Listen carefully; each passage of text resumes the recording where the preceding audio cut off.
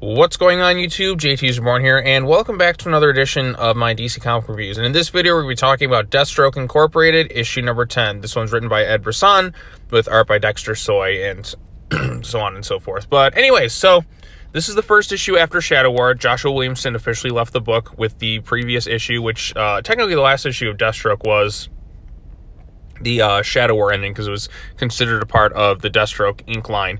And we had that big conclusion of everything. Deathstroke had died, then he got resurrected. Now we got the whole Deathstroke is like one of the big villains of Dark Crisis going on.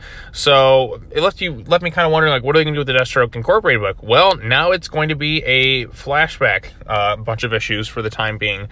Not like, I don't really feel like this is all that necessary. It's like, it kind of feels a little bit redundant, kind of retreads Slade's origin once again.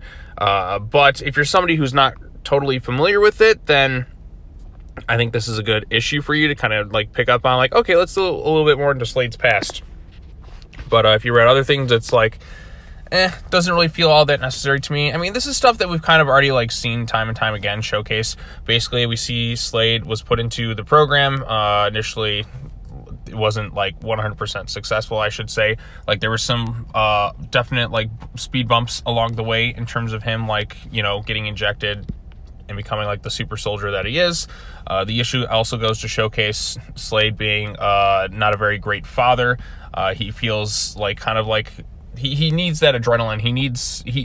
The Deathstroke lifestyle, it's something like he personally like needs, and he can't get away from it. It's just like that adrenaline, everything else kind of like associated with, he just kind of needs that thrill in his life. He can't just be like a dead-end security guard, or he can't just be a normal like caring father. Like, that's just not in his nature. He has elements and moments of that sometimes, but he's not really like the best of dudes, let's just say. So I mean, this issue just kind of showcases that a little bit. It shows how he got into a contract with somebody to like get paid to kind of like do something bad and, you know, assassinate somebody basically.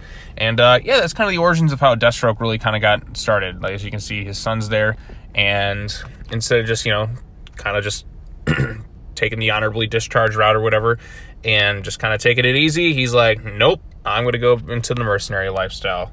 That's it in a nutshell. I mean, there's more to it in this thing, which you can go ahead and read. Artwork by Dexter Soy is really good too. I always like Dexter Soy's artwork style. I liked it on Red Hood and the Outlaws.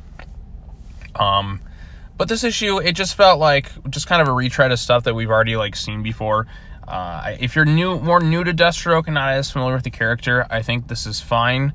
But I mean, we just got the whole Dark Crisis thing. Like, Slade's like this big villain. I'm like, I don't know why we need like all this flashback stuff. If anything, I feel like Deathstroke Inc. really should have just been a mini-series that led up to Shadow War and just kind of end that title there. And then we can move into Dark Crisis. Because I'm like, Slade is currently like one of the main threats in Dark Crisis. Like, why are we doing flashback stuff right now when he's off doing that?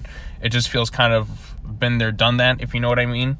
It's not like this is an Elseworld thing. This is set in the main continuity of DC Comics. So, I don't know. I like the artwork, like I said.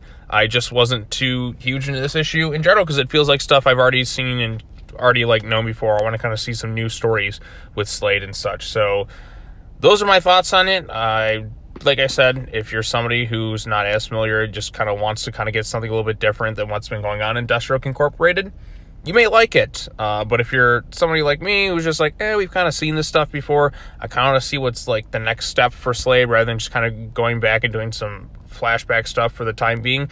It just feels kind of like a little bit like filler while Dark Crisis goes on. So those are my thoughts on it. Take it for what it's worth. Like I said, some people may like this direction, others may not, but it's up for your own interpretation. But anyways, those are my quick thoughts on Deathstroke Inc. number 10. Let me know your thoughts on it in the comment section down below. Be sure to like this video, share with your friends, subscribe to the YouTube channel for more content, hit the bell for notifications, all that other fun stuff. Be sure to come back next time. I got to talk about the latest issue of Task Force Z, and then we'll be all wrapped up with comic book reviews for the week. Like I said, trying to get all this stuff out as quickly and as soon as possible, because the YouTube algorithms and people, if they're going to look up stuff on it, they're going to look on the first day. So got to get those out pretty quickly. All right, well, that's all I got to say. As always, take care now. Bye-bye then, and I will see you all in the next video. Peace.